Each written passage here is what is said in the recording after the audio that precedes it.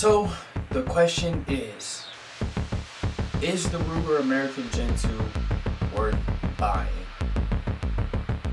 Well,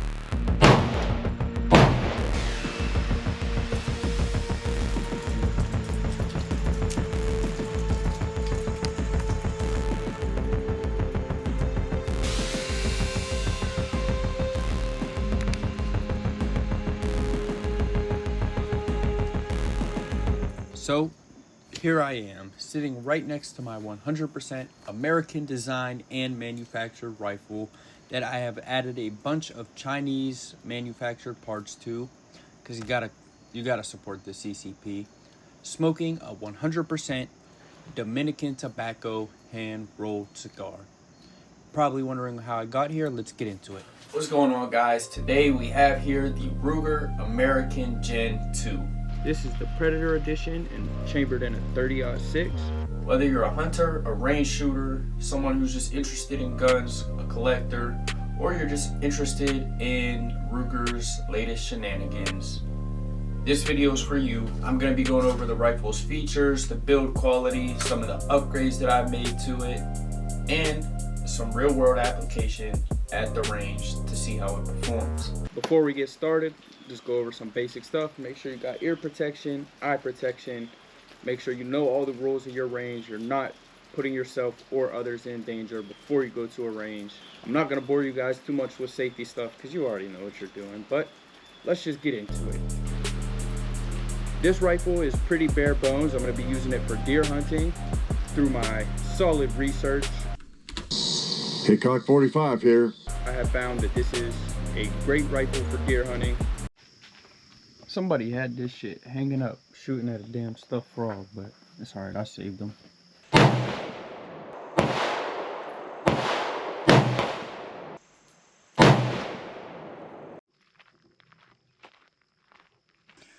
Alright, so we got two in the same exact spot, slightly high and left, and then one slightly left. That's actually a pretty good group though.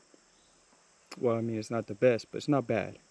I don't think I'm going to make any adjustments based on that. I'm just going to shoot a couple more and then we'll see where we're at from there. So, out of the box, in hand, the American Gen 2 Predator is a bit heavier, but it's not super heavy. It's still light enough that I can carry this all day while hunting. I can carry this to and from the range. I can comfortably hold it for a long period of time. It's not insanely heavy. The bolt works pretty smooth. I have had some problems where whenever I have a round that is getting pushed into the chamber, the bolt will get stuck right here and it'll be hard to push it down, but if you just add 5-10 foot-pounds of pressure, it'll snap down into place. I don't know if that's a common issue with the Ruger Americans or if that's just the one that I got, but that is an issue that I've been having. As I break the gun in more and more, it seems to be happening less. The trigger, super light pull. There's the trigger guard or the trigger safety, but there's a very well-defined breaking point, and I really like that because it helps me to be able to pull up the slack, make sure I'm sighted in before I pull the trigger. I'm not sure how many pounds the trigger pull is, but it doesn't feel very heavy or very hard to pull at all whatsoever. The magazine I do not have with me or in right now, but it is made out of plastic. It does feel kind of cheap, but it's a magazine. All magazines are, so it's not very important. Whereas like with the Savage Axis, you get like the metal magazine, which is kind of nice, but it doesn't make a difference to me. I just slap it in, and after that, I forget about it. So, being that the magazine is plastic, I don't really care. But it does feel kind of cheap in quality. I haven't had any problems with the magazine. I've only put a couple hundred, like 200-300 rounds through this, and I have yet to have a single problem with the magazine. I have read from other people that they have problems getting the magazine to really seat well down in there, or it getting stuck or this or that, but I have yet to have any problems. One way you can fix that is if instead of just taking the magazine with 2 fingers and trying to like slowly work it up in there. Just set the magazine there and slap it. Because if you're out hunting and you're out in the cold, you're gonna lose feelings in your fingers. You know, you're not gonna be able to sit there and gently just smack it in, and it goes in without a problem. Again, like I said, the weight has got a decent bit of weight to it, but it has a decent bit of weight to it, but the weight is balanced a lot right here in the center. So if you're holding the gun center mass, it doesn't feel heavy. If you're just holding back here, it's gonna dip down some. If you're holding it from up here, it's gonna dip down this way. But the majority, the bulk of the weight is right here in the center, so it balances pretty well. As far as ergonomics, or the feel of the rifle in hand, I really do like the way the stock and the trigger and everything are. It feels nice in hand. It's very comfortable to shoot, and the stock is designed very ergonomically. So is the trigger and everything. It's very comfortable to hold, very comfortable to shoot. You get this little, up here you have this little grip for your forehand. It slides perfectly into place right there when you're shooting. And yeah, it feels very comfortable in hand.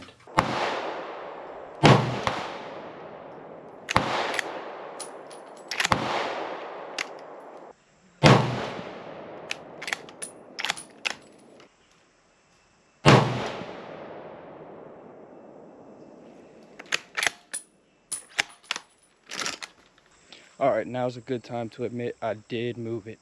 I lied when I said I wasn't gonna. Okay, yeah, that was the second shot, that was bad.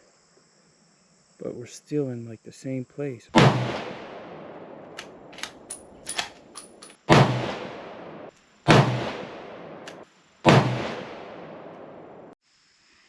Alright, so now we got a better picture of where I need to move the sights. So still looking good though. That's a pretty tight group. But I am going to adjust my sights now. Alright, so now let's look at a couple things that make the Ruger Gen 2 different than the Gen 1. Because the Gen 1 is cheaper, but what would make you want to purchase this over the Gen 1? Well, first of all, as you can see, there's just the splattered Cerakote finish. There's the spiral fluted barrel, bronze barrel. There's this is the Predator, so it has the bronze barrel and the green and gold splattered finish on the stock. The ranch rifle that they make is a tan, and the other one is a gray and silver, as compared to with the Ruger Gen 1 where it was just in all black. This is much more aesthetically pleasing. That probably doesn't matter at all to a lot of people. They don't care how their guns look. But me, I really like the visual aspects of guns. I think that guns are an art in themselves, and I'm a big fan of art, so I really like the different color patterns and the finishes on the Gen 2 as compared to the Gen 1. But if you're someone who doesn't care at all about the way it looks, as you can see here, there's the comb risers, because they made like a hexagonal shaped stock and recoil pad. So there's these comb risers that you can put so that you can adjust the height of the stock so that your eyes are perfectly aligned with your scope, whatever scope you choose to put on. Get a better cheek weld. There's an adjustable length of pull. There's like a little piece in the back that you can take out and replace to adjust the length of pull. So you don't have those options, as much adjustability with the Gen 1, as well as the Picatinny rail on the top. So there's a lot more customization that is a lot easier with the Gen 2 than the Gen 1. You can adjust a lot more things to yourself and to your personal needs than with the Gen 1.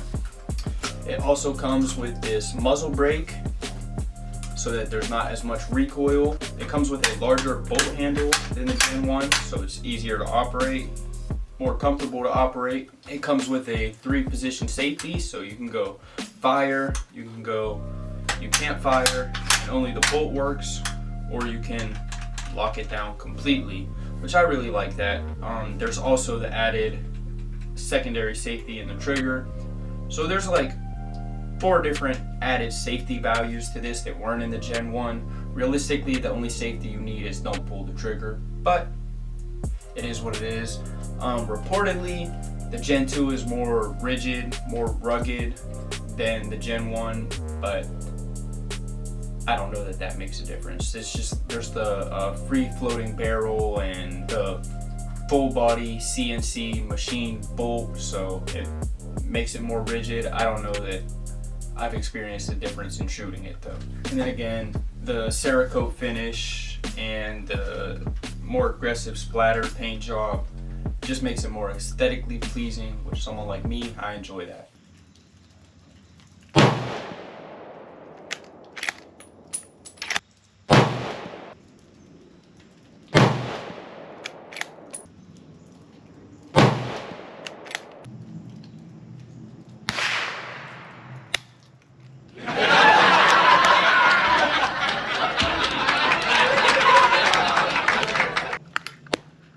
I gotta be honest, I'm pretty upset that I didn't know I'd already shot 4, because that last one felt so good. But, well, I'm in the mood for being honest. Gotta tell y'all, I lied again. Instead of changing my sights to try and make this target look pretty, I just put my sights back to what I usually have them on, because this isn't the ammo I normally shoot with. It's just what was cheapest because it was on sale. And I don't want to throw myself off too much. I have to re-sight in whenever I come back to my Remington core locked or a Federal that I normally shoot. But the group is looking pretty tight. And I'm just going to continue to shoot with my sights the way that they are rather than keep changing them around and stuff, you know. So we're just going to rock with it. So next, let's talk about what would make you want to buy the Predator over either the other versions that they come out with of the Ruger American. So the Predator is heavier. There's the free floating fluted barrel, which is supposed to make it more accurate. You get the green and gold finish with the gold barrel. The stock is supposedly shaped differently, which makes it easier to grip, easier to hold, more comfortable to grip and hold. You get a longer barrel, which more accurate. You get the bronze barrel instead of the silver. And those are really the only important difference with the Predator is that you get the longer barrel. So that's why I went with it. Now the MSRP is, I believe, correct me if I'm wrong, but I believe it's over $700. But with the Ruger American Gen 2 or the Ruger American Gen 1 or any Ruger American, any of the different choices that you have, they are a very common gun. Most sporting goods stores carry them, most gun stores carry them, and they often are on sale. So I got this one, this whole entire setup, the scope, the sling, the bipod, everything on this gun, I got for about $700 because this specific edition was on sale. A lot of times, if you go into a gun store or sporting goods store, they have the Predator for the same price as the other versions of the Gen 2. So for a $700 gun, I absolutely think this is worth it. I absolutely think this will be able to accomplish whatever you're trying to do with it, whether it's hunt, whether it's have fun at the range, whatever you want to do with it. This is a great gun. It does not feel cheap at all whatsoever, even though it is technically more of a budget hunting rifle, I suppose. I would think of the Savage Axis, like $300-400 as a budget rifle, but other people consider this a budget rifle. It is great. It does everything you need it to do, and it's cool to look at, and it's fun to shoot. So I would absolutely recommend buying one.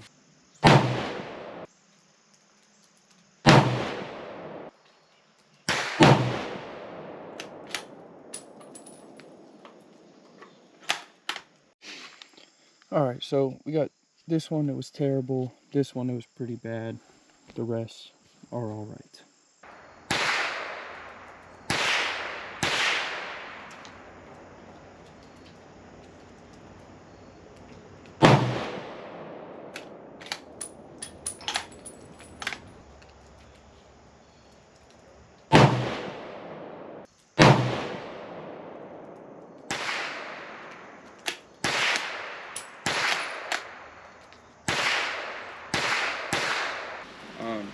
I've added the Vortex Crossfire 3 to 9x 40mm scope.